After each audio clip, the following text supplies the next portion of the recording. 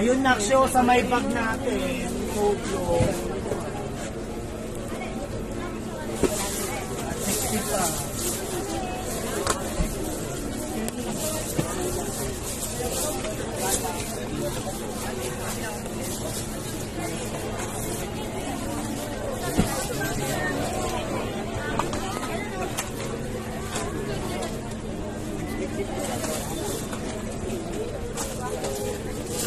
Pincel.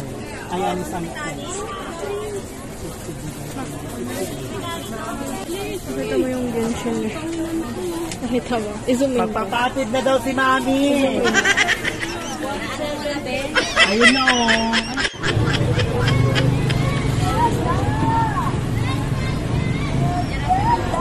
Di dyan.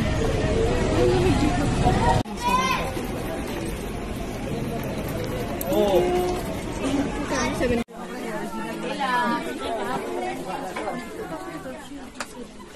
Hmm? Original na mukha sa akin lang.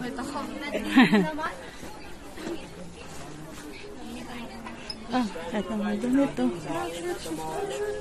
Bibili ka? Hindi. Oh, panty. Anong short ba, pambahay?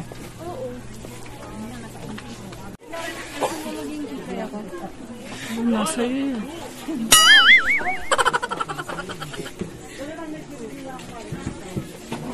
Yung yung neck fan. Para hindi mo na hinahawakan.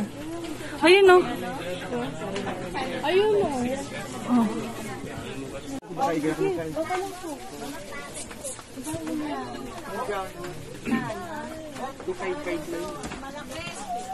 Kuplado ba sa straw yan? Ano pa ba nun? Kim. Ito kasi, ano to, yung parang... Cute. Gusto mo? Oo. Ha? Ilang po? Gusto mo? Masarap hanapin mo yung parang Sadako. kaparehas nitong mga to. Gusto mo? Sadako. Pwede naman. Pero anong gagawin? Hindi rin lang. May pang design sa ano. Mabiti ako. Hindi mo na ako nag-BTS. Tulisa mo ang bigat ng buhat ko. Okay. Hindi, dalawa lang na gold. Sorry. Perfect! Sticker. Para may washi tape pa ako doon sa bahay. 2024. Ano ba? Diretso, diretso.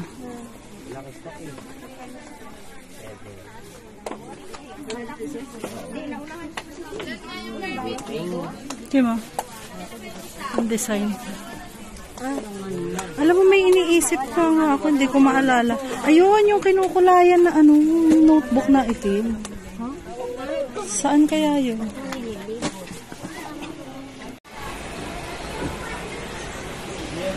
Saan na tayo?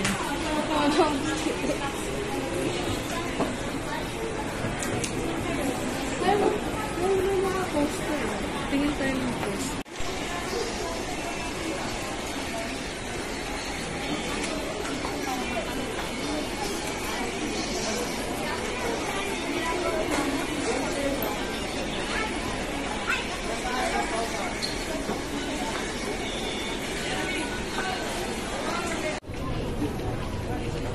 Ang dami.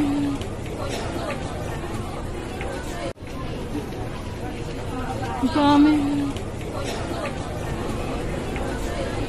Bawal panggigilan. Bawal kang panggigilan. Puputok. Hindi kay Kim. Pumutok na yung kay Kim. Ang tulog ko. Wala akong pantulog. Ha? Baliktad yun. Anong baliktad? Ano ito ganyan? Pwede na yun. Hindi. Sige, maghanap ka na. Ay, padyan. Ang kiss na ito. Oo, partner. Yung ganyan lang? O yung ganyan sa atin? Mas presko kasi yun. Ayun, short key mo, 2 for 100. Yan man, nawawarat yan. Pero pwede na naman. Oo. Pwede. Iba ko mo yun yung stitch. Ibuka mo. O, diba? Ibuka mo nga. 50 pesos isa. Kasya po siya. Dalhin. Magtingin ka pa ng isa. O, Snoopy.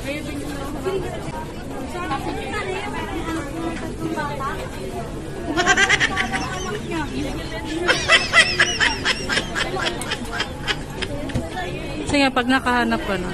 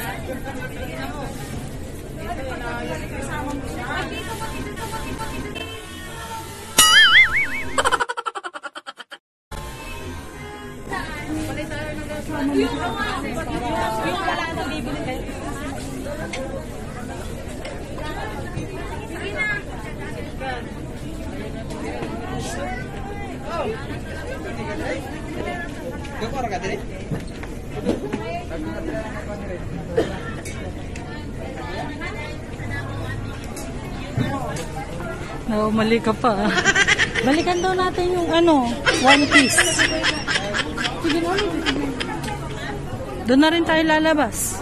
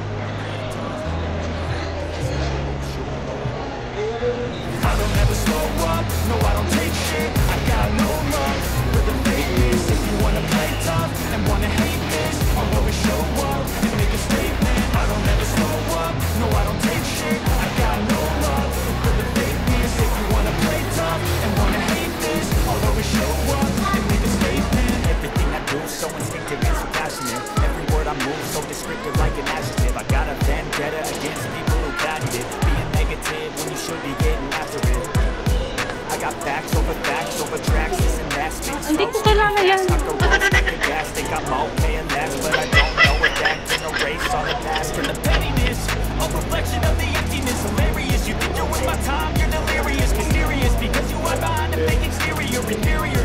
Ano pang gusto mo?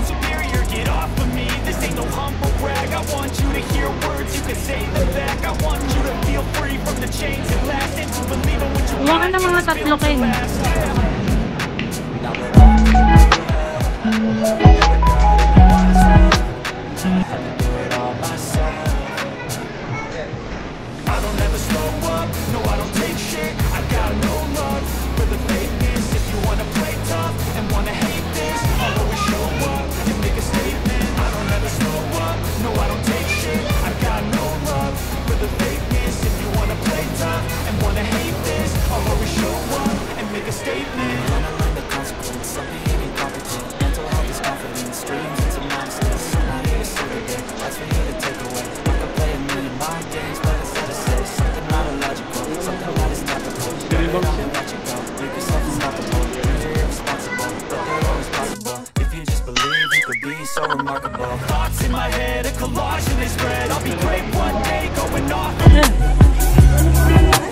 Ano, yan lang?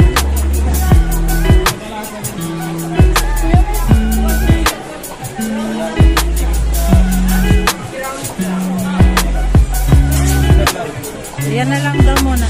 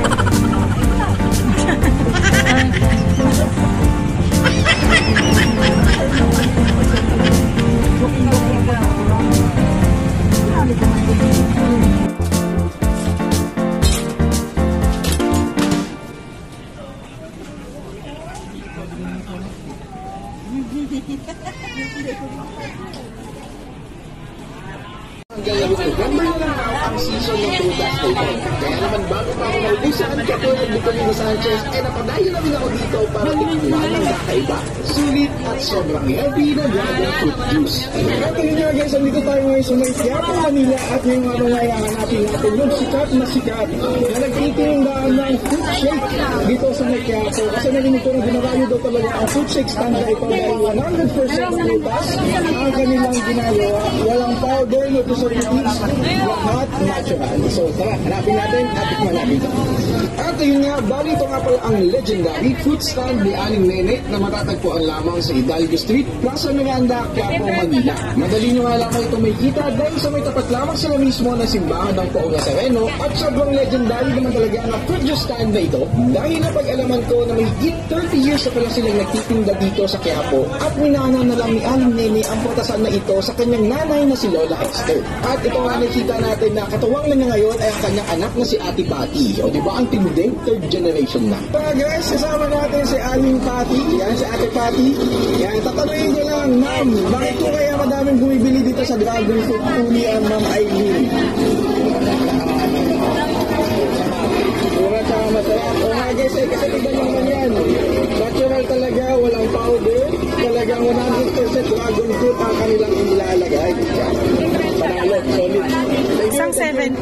So yun nga guys, nandito tayo ngayon sa may Quiapo, Manila. At dito nga tayo sa ito nga naman nahanap na isang binubulong na fruit stand at talaga namang naintriga ako kasi yung ganitong tindahan ay nakikita ko lamang sa Thailand at fortunately hindi na natin kailangan pumunta ng Thailand para makating na ito dahil ito 70. ni Aling Aileen ay nagbebenta ng masarap na dragon fruit.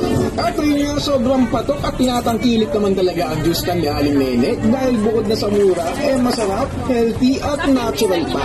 Hindi daw kasi sila gumagamit ng kahit anong powder o kahit anong dragon fruit flavoring para mapasarap ang kanilang juice. And yes, nakakatakam naman talaga kasi grabe, may kita mo talaga sa iyong harapan na 100% totoo at fresh dragon fruit yung nilalagay nila.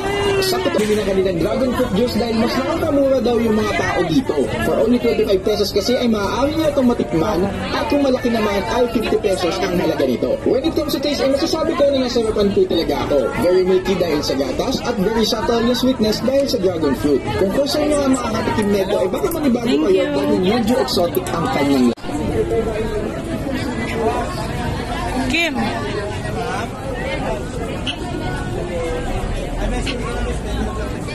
Saan ko?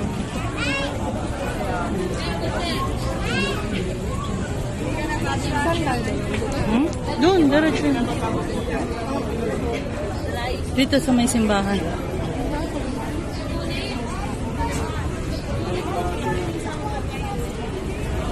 Dito. Simbahan, Kim.